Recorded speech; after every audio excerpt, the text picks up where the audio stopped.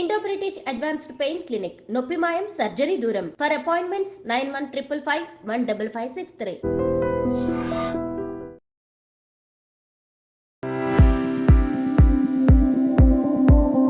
అందరికీ నమస్కారం. నేను మీ ఆయుర్వేద డాక్టర్ చిట్టిబొట్ల మధుసూదన శర్మని.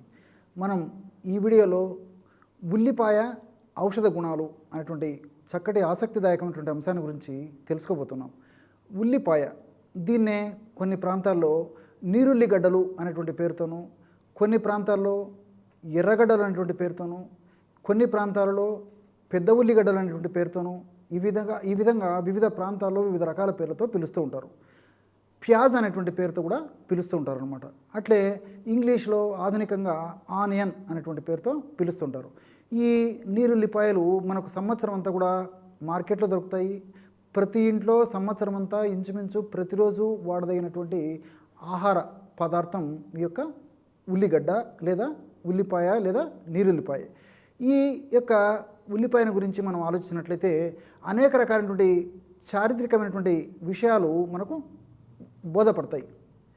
ఉదాహరణకి ఈజిప్టియన్ల గురించి మనం ఆలోచించినట్లయితే ఈజిప్టియన్లు ఈ యొక్క నీరుల్లిపాయని మహా పవిత్రంగా భావించి మరణించినటువంటి వాళ్ళ పెద్దలకి ఆ యొక్క రోజుల్లో ఈ యొక్క ఉల్లితో చేసినటువంటి ఆహార పదార్థాలని నైవేద్యంగా పెట్టేవారని చెప్పేసి మనకు చారిత్రక ఆధారాలు తెలుస్తున్నాయి.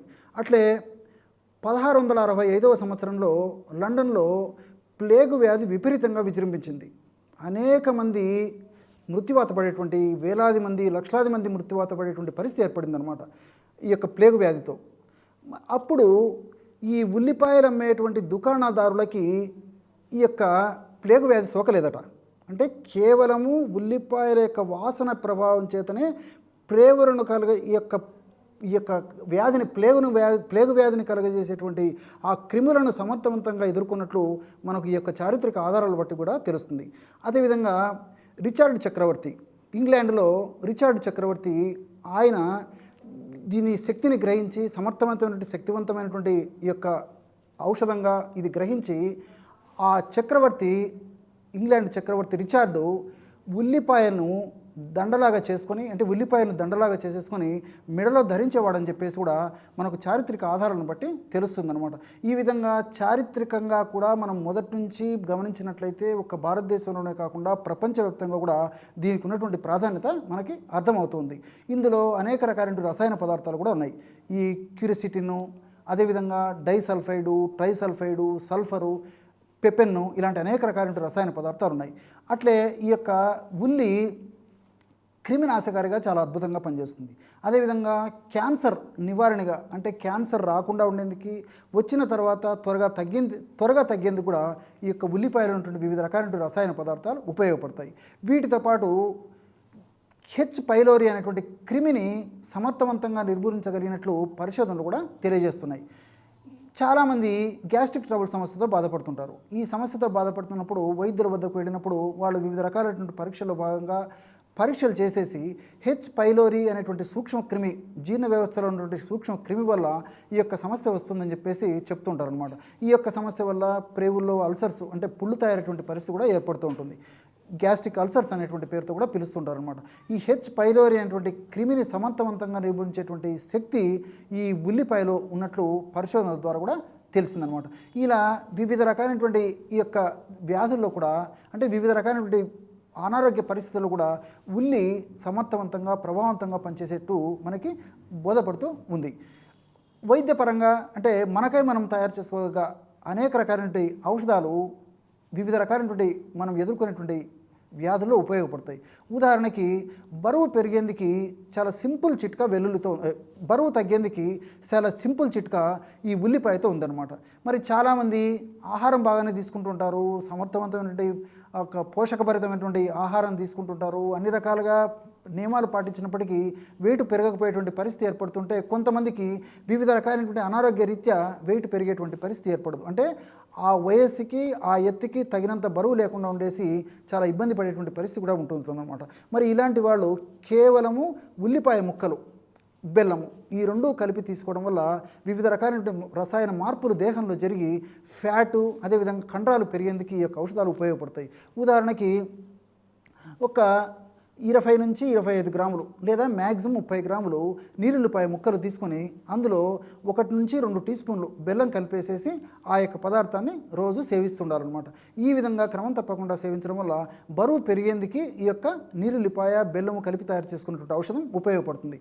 అట్లే ఆస్తమా, ఉబ్బస వ్యాధి, ఈ ఉబ్బస వ్యాధితో కూడా చాలామంది ఇబ్బంది పడేటువంటి పరిస్థితి ఏర్పడుతుంటుందన్నమాట. మరి ఈ ఉబ్బస వ్యాధిగ్రస్తులు నేను చెప్పినటువంటి ఈ యొక్క ఔషధాన్ని వాడుకోవడం వల్ల క్షణికంలో అంటే చిటిక వేసినటువంటి పద్ధతిలో అంత త్వరగా సమర్థవంతంగా శీఘ్రంగా వెంటనే ఇప్పుడు మనం చెప్పుకోబోయేటువంటి ఔషధంలో ఉన్నటువంటి ఔషధ గుణాలు సమర్థవంతంగా పనిచేసి శ్వాసనాళాలు విప్పారేసేసి బాగా శ్వాస పీల్చుకునేటువంటి పరిస్థితి ఏర్పడి ఆ ఉబ్బస సమస్య నుంచి బయటపడేందుకు కూడా అవకాశం ఏర్పడుతుంది. మరి ఔషధాన్ని ఎలా తయారు చేసుకోవాలంటే 10 ml నీరుల్లి రసం తీసుకోండి. అంటే 10 ml అంటే 2 టీ స్పూన్లు. అదేవిధంగా 1 టీ స్పూను తేనె తీసుకోవాలి. 1 టీ స్పూను లేకపోతే 2 టీ స్పూన్ల వరకు కూడా తేనె తీసుకోవచ్చు.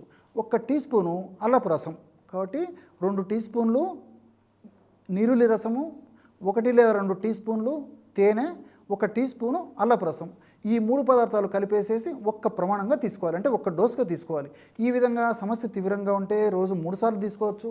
లేకపోతే సమస్య కొద్దిగా ఉంటే రోజు ఉదయం ఒక్కసారి రాత్రి ఒక్కసారి తీసుకున్నప్పటికీ చాలా సమర్థవంతమైన ఫలితాలు కలిగేటువంటి పరిస్థితి ఏర్పడుతుంది. అట్లే మధుమేహం, దీన్నే షుగర్ వ్యాధి, చక్కెర వ్యాధి అనేటువంటి పేర్లతో వివిధ రకాలుగా పిలుస్తూ ఉంటారనమాట. ఈ రోజుల్లో వివిధ రకాలైనటువంటి కారణాల వల్ల ఒక్కసారి మధుమేహం మన బాడీలోకి ఎంటర్ అయిన తర్వాత మరి ఒక పట్టాన అనేక రకాల ప్రయత్నాలు చేసినప్పటికీ తగ్గకపోగా మరి ఎన్ని రకాలైనటువంటి మందులు వాడినప్పటికీ సమర్థవంతంగా కంట్రోల్ కాకపోకుండా ఉండడమే కాకుండా వివిధ రకాలైనటువంటి సైడ్ ఎఫెక్ట్స్ కూడా ఆ యొక్క షుగర్ వల్ల కలిగేటువంటి పరిస్థితి ఏర్పడుతుంది. అంటే కంటికి సంబంధించిన ఇబ్బందులు రావచ్చు, మెదడుకు సంబంధించినటువంటి ఇబ్బందులు రావచ్చు, రక్తనాళాలకు సంబంధించినటువంటి ఇబ్బందులు రావచ్చు, అదేవిధంగా గుండెకు సంబంధించినటువంటి ఇబ్బందులు రావచ్చు, ప్రేవులకు సంబంధించినటువంటి ఇబ్బందులు రావచ్చు, చర్మానికి సంబంధించినటువంటి ఇబ్బందులు రావచ్చు, అట్లే కిడ్నీ మూత్రపిండాలకు సంబంధించినటువంటి ఇబ్బందులు రావచ్చు. ఇలా వివిధ రకాలైనటువంటి అవయవాలు కూడా ఈ షుగర్ వల్ల ఇన్వాల్వ్ అయ్యేటువంటి పరిస్థితి ఏర్పడి వాటి యొక్క సమర్థత కూడా తగ్గిపోయేటువంటి పరిస్థితి ఏర్పడుతుంది. కాబట్టి మళ్ళీ అలాంటి పరిస్థితి రాకుండా ఉండేందుకు, వ్యాధి నిరోధక శక్తి పెరిగేందుకు, షుగర్ వ్యాధి నియంత్రణ ఉండేందుకు కూడా ఇప్పుడు మనం చెప్పుకోబోయేటువంటి ఈ యొక్క నీరుల్లితో తయారు చేసుకున్న ఔషధం ఉపయోగపడుతుంది. ఎలాగంటే నీరుల్లిపాయలు ముక్కలు ఒక 50 గ్రాములు తీసుకోండి. అంటే నీరుల్లిపాయలు తీసుకొని శుభ్రం చేసేసి ముక్కలుగా తయారు చేసేసి చిన్న చిన్న ముక్కలను ఒక 50 గ్రాముల వరకు తీసుకోండి. ఆ నీరుల్లిపాయ ముక్కల్లో ఒక 10 ml అంటే ఇంచుమించు 10 గ్రామ్స్ వరకు తాజా పెరుగు కలిపేసి ఒక 10 నిమిషాలు అలాగే ఉంచేసేసి ఆ నీరుల్లిపాయలు పెరుగు కలిసినటువంటి మిశ్రమాన్ని రోజు ఒక ప్రమాణంగా ఉదయం పరిగడుపున తీసుకోవచ్చు, లేకపోతే సాయంత్రం 5 నుంచి 7 గంటల మధ్యలో కూడా మరొకసారి తీసుకోవచ్చు. రోజు ఒక్కసారి ఈ యొక్క ఔషధాన్ని ఈ పద్ధతిలో ఆహార ఔషధాన్ని వాడుకోవడం వల్ల షుగర్ వ్యాధి నియంత్రణలో ఉండడం కాకుండా షుగర్ వ్యాధి వల్ల వచ్చేటువంటి వివిధ రకాలైనటువంటి ఉపద్రవాలు అంటే తగ్గేటువంటి పరిస్థితి ఉండడమే కాకుండా వ్యాధి నిరోధక శక్తి కూడా విపరీతంగా పెరిగిపోయి ఇన్వడింపజేసేసి భవిష్యత్తులో మరి వ్యాధి నిరోధక శక్తి తగ్గడం వల్ల వచ్చేటువంటి ఉపద్రవాలు కూడా తగ్గేటువంటి పరిస్థితి ఈ యొక్క ఔషధాల వల్ల కలుగుతుంది. కాబట్టి ఈ యొక్క ఔషధాన్ని ఈ పద్ధతిలో వాడుకోవడం వల్ల ఇందులో ఉన్నటువంటి ఔషధ గుణాలు, రసాయన తత్వాలు మన దేహంలో సదా ఉంటూ సదా కాపాడుతూ సదా మన ఆరోగ్యాన్ని రక్షించేటువంటి పరిస్థితి ఏర్పడుతుంది. చూశారు కదా, నీరుల్లిలో ఎటువంటి ఔషధ గుణాలు ఉన్నాయో మీరు ఈ వీడియోలో తెలుసుకున్నారు కదా. మరొక వీడియోలో మరొక అంశంతో మళ్ళీ కలుద్దాం. అంతవరకు నమస్కారం. మీ చిట్టిపొట్ల.